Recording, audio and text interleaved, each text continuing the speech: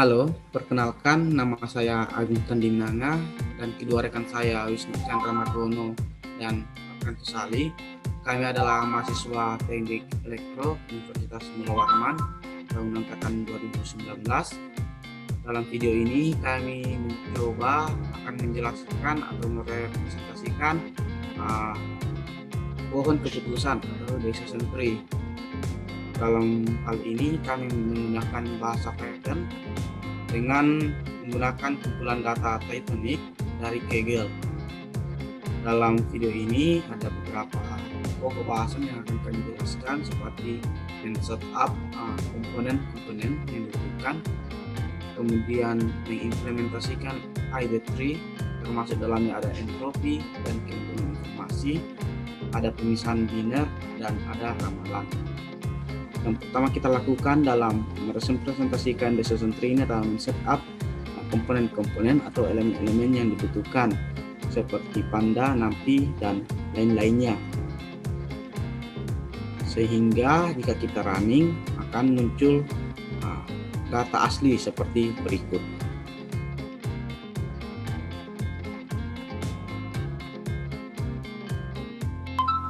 Nah, untuk menggunakan data di atas, kami membuang baris NA karena kami mencoba mereplikasikan fungsionalitas DT, sehingga kami ingin memulai dengan kumpulan data kecil dengan sejumlah kecil kolom seperti nama, Toycott, Kevin, dan market lainnya kami tidak gunakan agar semuanya tetap sederhana. Nah, setelah itu kita running, maka seperti inilah datanya setelah kami sederhanakan. Nah, selanjutnya untuk poin bahasan yang kedua saya akan membahas bagaimana itu implementasi ID3 dalam pohon keputusan ini atau decision tree ini. Oleh karena itu kita perlu menginputkan kode dengan memperhitungkan entropinya. Bagaimana kita dapat entropinya itu dengan rumus H dalam kurung S sama dengan sigma X elemen X min PX log 2 dimana P sama dengan X dengan keterangan S atau set data yang entropinya dihitung. Ini bisa berubah setiap iterasi dari algoritma ID3. Kemudian X itu merupakan kumpulan kelas di S dan PX itu merupakan proporsi jumlah elemen di kelas X dengan jumlah elemen di himpunan S. Nah, ketika entropinya sama dengan 0, himpunan S diklasifikasikan secara sempurna, yaitu semua elemen di S adalah dari kelas yang sama.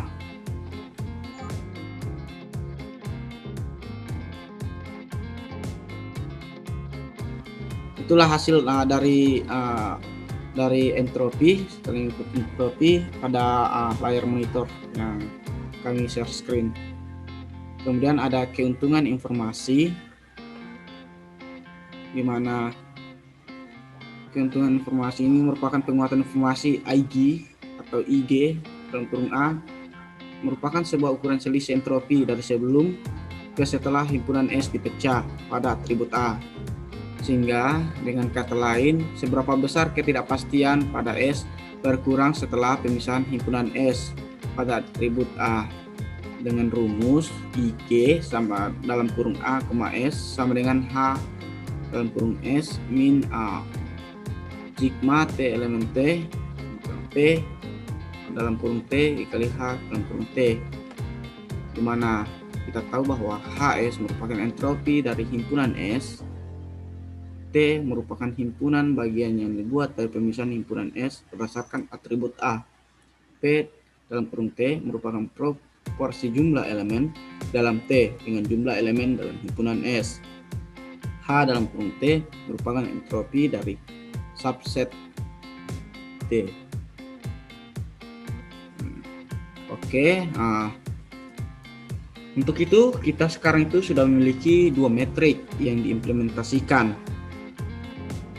Nah, untuk selebihnya atau seterusnya, kita dapat menulis fungsi sederhana untuk membangun pohon keputusan atau decision tree.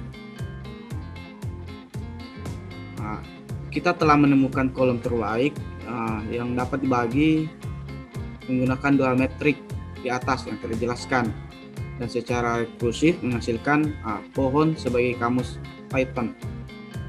Dalam hal ini, rekursi berhenti ketika semua elemen dalam sebuah node dimiliki oleh satu kelas.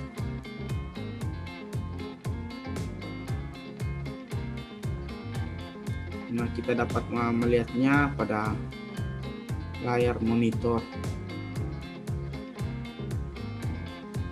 Untuk itu, selanjutnya adalah fungsi yang telah kita buat tadi dapat kita simpulkan bahwa juga salah satu hal terbaik dari data tree, atau maksud saya salah satu hal terbaik atau keunggulan dari decision tree ataupun keputusan adalah dengan decision tree kita dapat memvisualisasikan dengan cukup mudah. Dalam hal ini kita menggunakan alat grafis dan PyDot untuk memvisualisasikan pohon keputusan tersebut.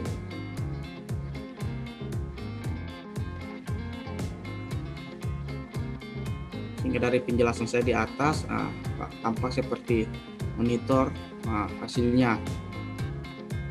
Untuk pemecahan biner akan dijelaskan oleh rekan saya Aprianto Salih. Pemisahan biner.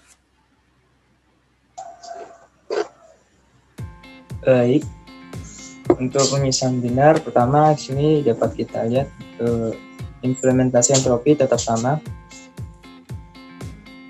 Kemudian untuk implementasi information gain harus sedikit diubah. Jadi alih-alih kita mengulang semua nilai yang mungkin pada kolom, kita gunakan split point untuk membuat dua subset. Dan karena kita menggunakan split point yaitu angka, maka seluruh kumpulan data harus diubah menjadi nilai numerik. Lalu selanjutnya untuk find best split, menggunakan kerangka data dan menemukan pemisahan yang menghasilkan perolehan maksimum. Pada dasarnya di sini mengulangi semua kolom dan semua kemungkinan titik tengah dari nilai kolom, kemudian menemukan pemisahan yang terbaik. Terus kemudian untuk yang build tree binary, untuk build tree binary ini mirip dengan build tree sebelumnya, di mana perbedaannya hanyalah pada membuat dua subset berdasarkan titik pisahnya atau split point-nya. Untuk ketentuan yang digunakan untuk membaginya adalah kurang dari atau sama dengan. Jadi elemen yang memenuhi kondisi ini ditempatkan di simpul kiri imajiner dan yang lainnya di simpul kanan. Kemudian juga kita menggunakan beberapa fungsi dari library FastAI untuk menyiapkan dataset untuk membangun tree atau clone-nya. Untuk train catch, mengubah kolom string menjadi kolom nilai kategorikal. Untuk procdf, memisahkan variabel respon dan mengubah data frame menjadi yang seluruhnya numerik. Kemudian untuk pohonnya,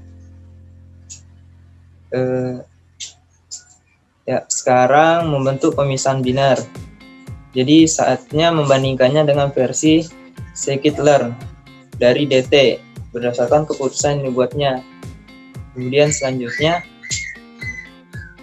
dapat dilihat pada gambar tree-nya membuat keputusan yang sama seperti pohon scikit-learn. Kemudian untuk ada hal yang perlu diperhatikan di sini, yaitu karena kumpulan data sangat kecil, Saat kita mendekati node daun, pemisahan yang berbeda akan menghasilkan perolehan informasi yang sama.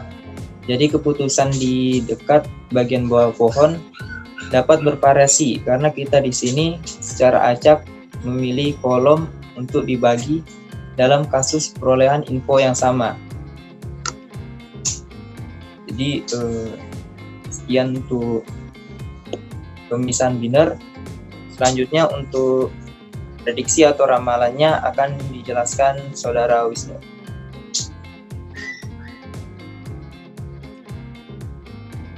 Baik, terima kasih untuk waktunya. Di sini saya akan menjelaskan tentang ramalan. Di ramalan ini kita menggunakan inputan coding sebagai berikut yang tertera pada layar monitor.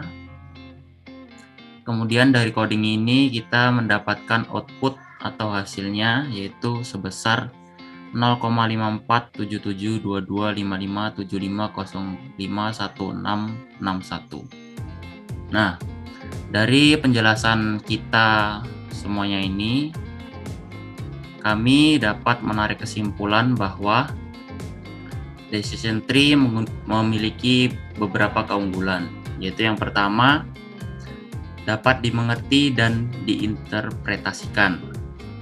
Yang kedua, decision tree dapat divisualisasikan. Yang ketiga, decision tree membutuhkan sedikit persiapan data.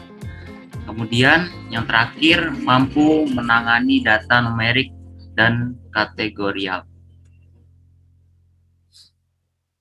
Demikian.